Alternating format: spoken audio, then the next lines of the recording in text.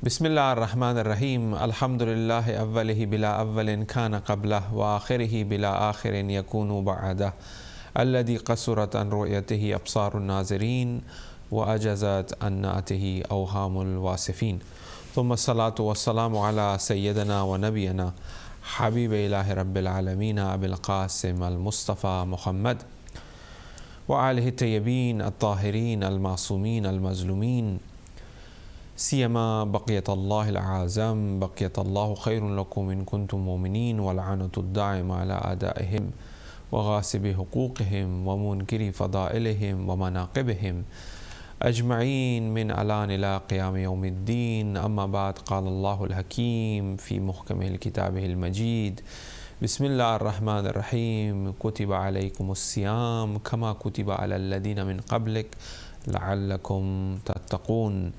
أيضا قال الله الحكيم: بسم الله الرحمن الرحيم شهر رمضان الذي أنزل فيه القرآن هدى للناس وبينات من الهدى والفرقان فمن شهد منكم شهر فليصمه. صدق الله العلي العظيم. Assalamu alaikum wa rahmatullahi wa barakatuh. Greetings and felicitations to the Imam of our time, to all of our viewers, to all of the Muslimin all across the world, and also barakah and forgiveness and rahmah for all our marhumin as well.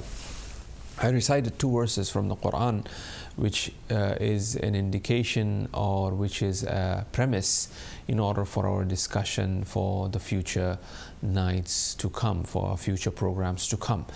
First of all, we're going to look into the importance of fasting, the essential realities of fasting, how the month of Ramadan have the fragrance of Jannah. And then we're going to look into other aspects of the special nights as we approach, inshallah. First and foremost, it's been a while. I was away myself, quite tied up with other responsibilities, but a pleasure to be back here with you all again with the new series of discussions and programs. Make sure that you comment, make sure that you send your emails to the required team in order to improve our programs here. Now, our felicitations to you all for this blessed month. We thank Allah subhanahu wa ta'ala for providing us with an opportunity, with life, with health, by which we, with some sort of shu'ur, which means some sort of understanding, some sort of awareness of the month, by which we are moved towards participation, towards practicing, towards changing our lives, and try to put on the sirat-e mustaqim, upon the path. And this month is there in order to enhance us, in order to really support us and help us. I regard this month to be a month of tarbiyat, which means that a month of training. The year plan, or the whole year program that we want to implement and that we want to carry out and maintain our life as an abd ilahi, as a slave of God, this month is the month in which we should carry these activities out, carry those programs out, so that we can stretch that into other months. For example, recitation of the Quran. We should do this in this month so that we can stretch that into the other months, such as performance of certain sunnah prayers. We should do this in this month so that we could carry out during the next month, such as praying on time. We should do this in this month so that we could carry out in the years or the months to come. So this month could be a good base for tarbiyat of our soul, for training our soul. So therefore, let's approach this month from the very beginning that I am going to exercise, I'm going to do spiritual exercises, spiritual practices that I'm going to carry on with the intention that I want these practices to be carried out in this whole month, that it will provide me a roadmap for the next months to come, inshallah. Now, let's focus a little bit about this month and the importance of this month as a base, and then we will inshallah build on certain tarbiyati, certain training phenomena that could be there in this month, which will help us in the months to come. Now, first and foremost, the references that I will be using for our discussions, it is from Muraqabat, which is one of the most important texts in relation to the Amal of the month by Sheikh Jawad Malik Agha Tabrizi, who was the Ustad of Imam Khomeini. This book has been translated from Arabic to English to Farsi. I'm not sure about Urdu. However, I'm certain that this book has been translated in Farsi and English. The book is called Muraqabat. Malik Jawad Agha Tabrizi, let me tell you a little bit about the author, because when we know what type of person is writing this book, then we will be able to approach this text in a more profound way, because the author and the marifat of the author is very important. The same way, Quran is the book of God. We need to have the marifat of Allah in order to respect the book of Allah, in order to really take guidance from the Quran, because we have to have the marifat of Allah subhanahu wa ta'ala, of God, to respect that. In the same fashion, when we look at, for example, Muraqabat, which is the book of Malik Jawad Agha Tabrizi. Who was this man? Malik Jawad Agha Tabrizi was known to be the Ustad of Akhlaq for Imam Khomeini and many students on spiritual wayfaring, on spiritual path, in Irfan, in Akhlaq, have been trained by Malik Jawad Agha Tabrizi. One little incident in order to point out to the aspect of tawakkul, in order to point out to the aspect of tawakkul means reliance, in order to point out the aspect of his marifat of Allah subhanahu wa ta'ala and his acceptance of what God have destined from him, from this anecdote, from this story of Malik Jawad Agha Tabrizi. And it's also related to the occasion of Eid. Today being the first of the month, let's have a incident or an event that really points out to the day of Eid. In the house of Malik Jawad Agha Tabrizi. In the house of Malik Jawad Agha Tabrizi, the day of Eid comes. When the day of Eid comes, obviously students will go to the teacher in order to greet, in order to really get the blessing and barakah and du'as from the teacher. Will visit, as he is the senior, as he is the elder. The family members will come to greet and give glad tidings, mubarakis, so on and so forth. So the day of Eid, the house of Malik Jawad Agha Tabrizi. In the house of Malik Jawad Agha Tabrizi, his son goes to the front yard, to the sahan, and while doing something, he falls down into the pound. Usually, as you know, that the most of the houses in Iran, they have a nice pound. They have a nice sort of hawd, they call it, where people make wudu. And as a matter of fact, it is very, in the margin I'm just mentioning, it points out to the Islamic art, that you have the sahan, and in the middle of the sahan you have a pound in which there is water, which is an indication of purity, which is an indication of that markaziyat, which is an indication of that tawheed that is right in the middle, and purity and water and the importance of wudu. For example, the people will go to this pound and we could make wudu, will go to this hawd, to this sort of, what do you call, like not a swimming pool, but it's like a small hawd, they call it, like they build with tiles and so on and so forth. Anyways, so it points out to that purity. Now his son goes there, he slips, or what happened exactly, I'm not aware. He dies. He drowns in the water and he dies. Malik Jawad Agha Tabrizi comes and sees his son is dead. He picks him up and he takes him to the room and he places inside one of the rooms. Although as being the day of Eid, he did not mention anybody. The people were coming, were visiting, were giving him Eid.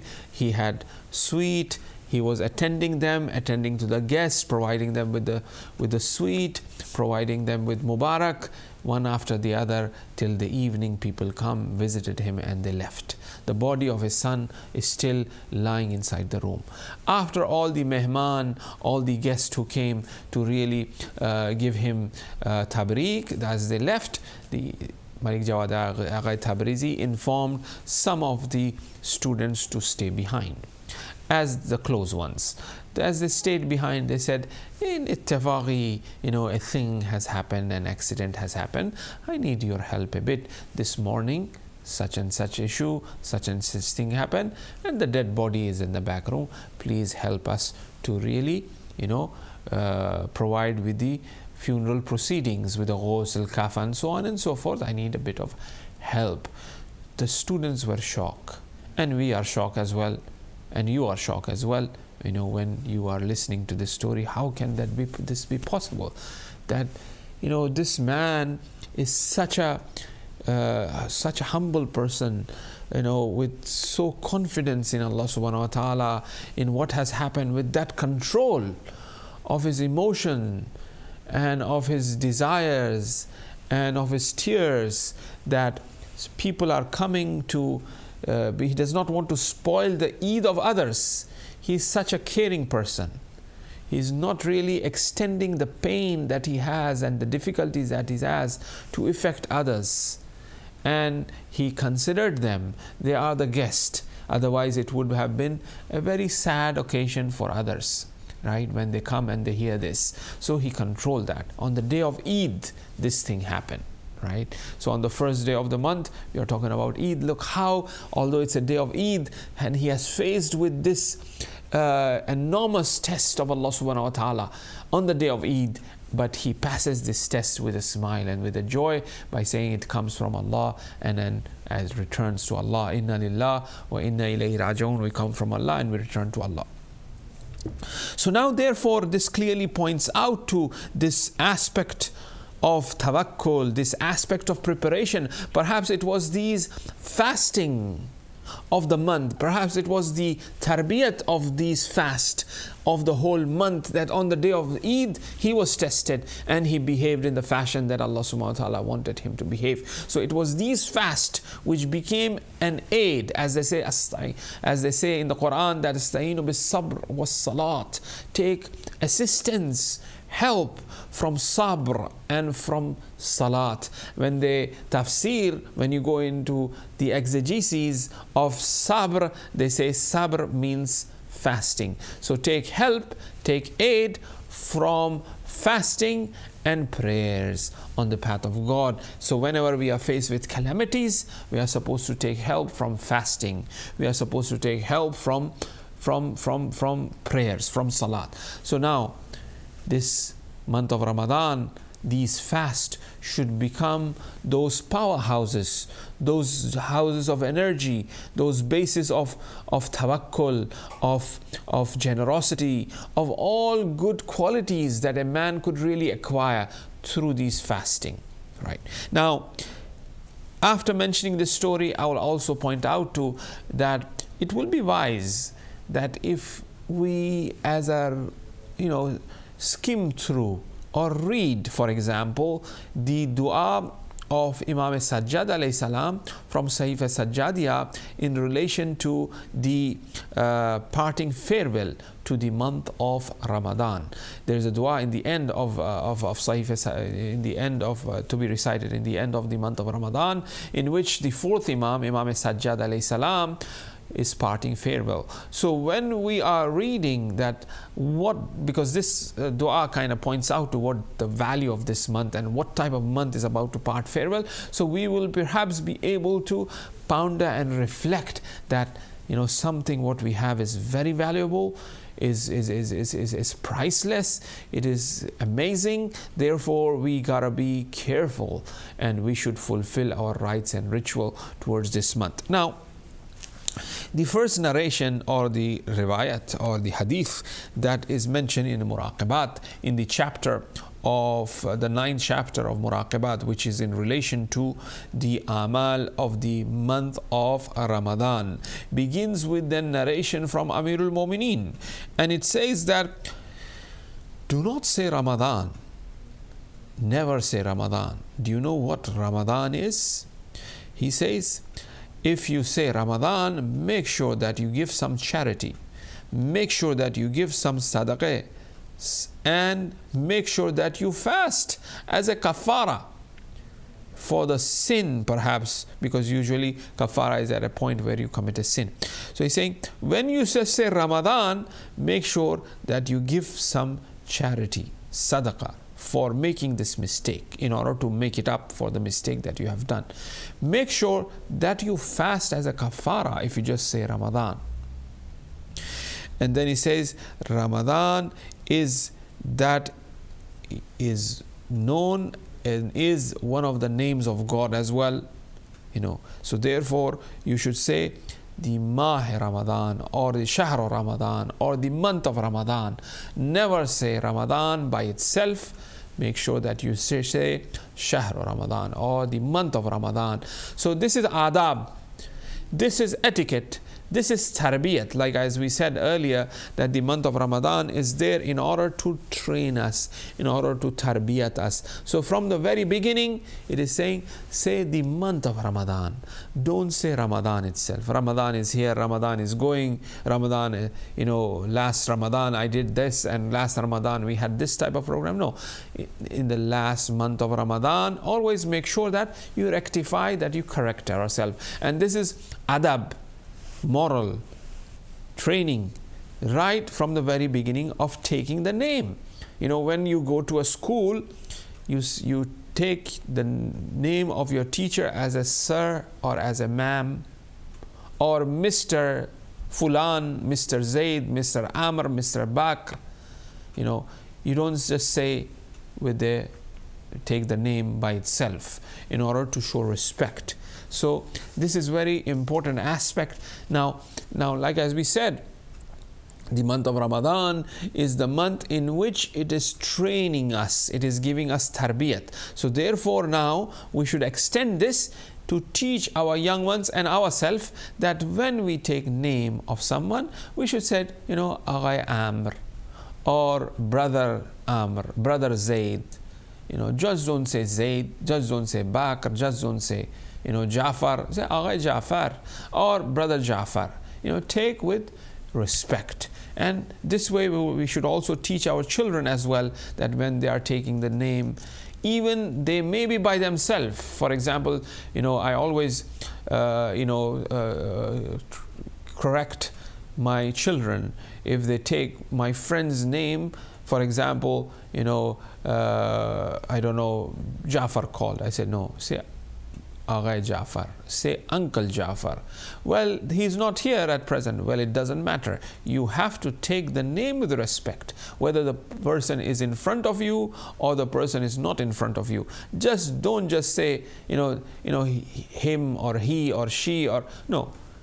Auntie, I don't know, Fatima called, and Khala or Mami or whatever name that our culture, Dai, our Amu, Amme, all of these things, take the family name with respect. So the month of Ramadan is teaching us the aspect of how to take names of our loved ones. What is one supposed to take? How to take name of those who are senior to us, those who are higher to us. Now, the other thing I shall mention here as well, even the enemies, even those people who are, evil, for example, and we do not really, appreciate them or like them, there is a way and a methodology of treating with them. And that's what Amirul Mu'mineen taught us, how he treated Ibn Muljim. So we have to also behave in that fashion. We cannot make fun of our enemies. We have not seen that the Prophet or our Aimma or Masumeen have made fun of them.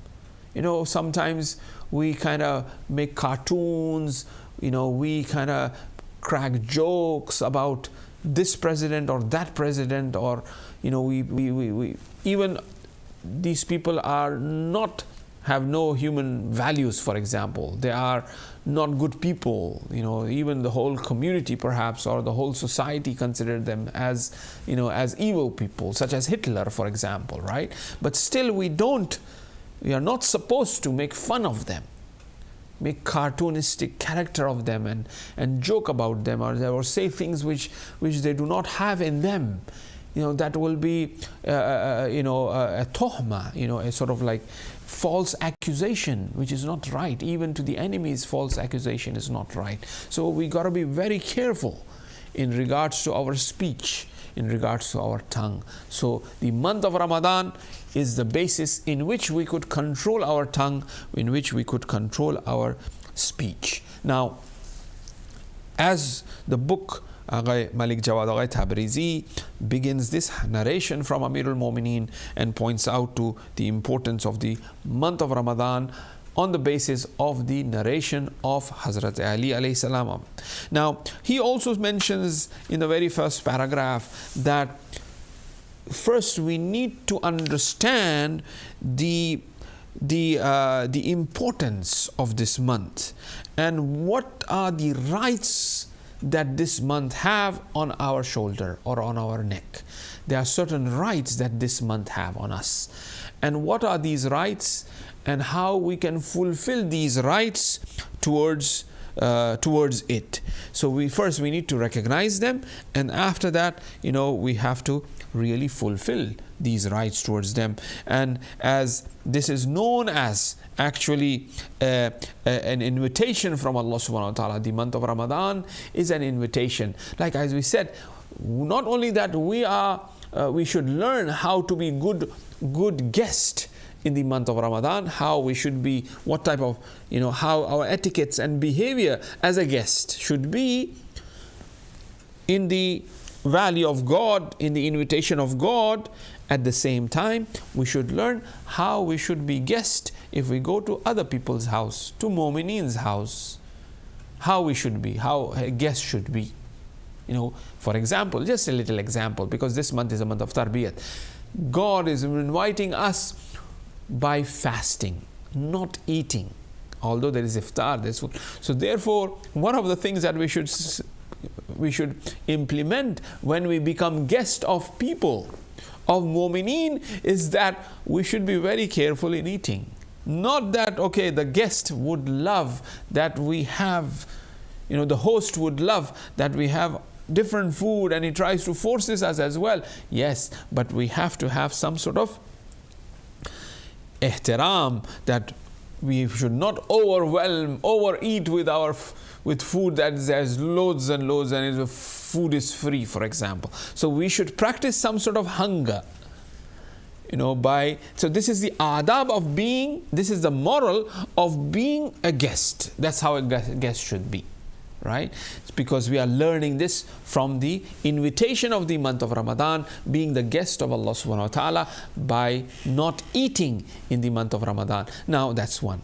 The other thing, for example, that we should also learn is how to be a host, right? How to be a host. See how God is the host for us, and we are the guest of God. See how God is the host. He's providing everything, although we are guests of Allah in this whole world.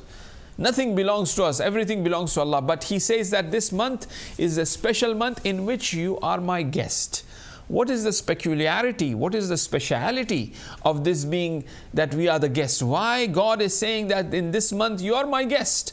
Although we are guests in the month of Shawwal, in the month of Muharram, Safar, in every month we are His guest, right? But why is He saying particularly that you are my guest in this month of Ramadan? Or why does He say that when you come to Hajj, I am inviting you to the Hajis? He's saying you are my guest, right? So why is that? Now we learn the adab of being a host. When we go to someone's house, we are the guest and the host is there. Host is providing us everything. But there are certain peculiarity and special things that the host provides, which is beyond just providing the outward food, entertainment, engagement, care that has been taken, the care that the host is providing. For example, in the month of Ramadan, the God says that your breathing is tasbih. It's like saying Subhanallah walhamdulillah wa la ilaha illallah wallahu akbar. As if you're praising your Lord. Every breath you're taking in the month of Ramadan is like praising your Lord. This is a special invitation. This is a special type of breathing with the host is increasing and rewarding you for even breathing, which is not in the month of Shawwal or in other months, but in the month of Ramadan he says that. So this means that this is something special. You are a special guest, that your breathing, your sleeping is ibadat, for instance. So the host is providing a special thing. So in the same way, when I become the host of others, there should be something very special being provided to the guest, apart just from the service that is given in terms of the food, so on and so forth, right? And there is a climax that the invitation have. So the host should have that climax when he's inviting mu'mineen and mu'minat. The climax in the month of Ramadan is those special nights, right? So therefore, what I'm trying to say is that the month of Ramadan, the fasting, should become the basis of tarbiyat of our soul, training of our soul. Inshallah, we'll continue on the same text, and also we'll look at the sermon of the Prophet, which is the known as the last sermon of Friday Shabaniya, some points from there. Then we'll look at the hadith and Mi'raj of the Prophet, where Prophet talks about the importance of fasting as well. Now here we will stop, and then tomorrow inshallah we'll look at some of the effects of hunger. Why God is inviting us in this invitation with hunger and thirst. God is the provider of everything, but He's saying that when you come to me, you are my guest in this month. So therefore in this month you should eat less, you should drink less. Obviously when we are fasting we are not eating, and when we are not drinking, the eating and drinking is less. Why is that? What is the importance, or what effect, ta'thir, what training hunger could bring? What training thirst could bring? Why hunger and thirst is so important in building our soul, or our personality, or our nature, if you want to call. What will hunger and thirst do to my soul? Inshallah, we will see we'll discuss that in our next program. Thank you very much. May Allah subhanahu wa ta'ala accept all your ibadat, all your fast, as the Prophet says in Khutbah Shabaniyah, that in this month your ibadat are accepted, because this month is a special month, is a month of mercy. Thank you for joining us, and we'll see you again. Iltimas dua, please pray for me and all mu'mineen and mu'minat, for our team here who will be providing with programs, and all brothers and sisters in the centers, in the Husainiyas, who are in the masajid, who are volunteering, who are helping to make this Ramadan happen for us, inshallah. Wassalamu alaikum wa rahmatullahi wa barakatuh.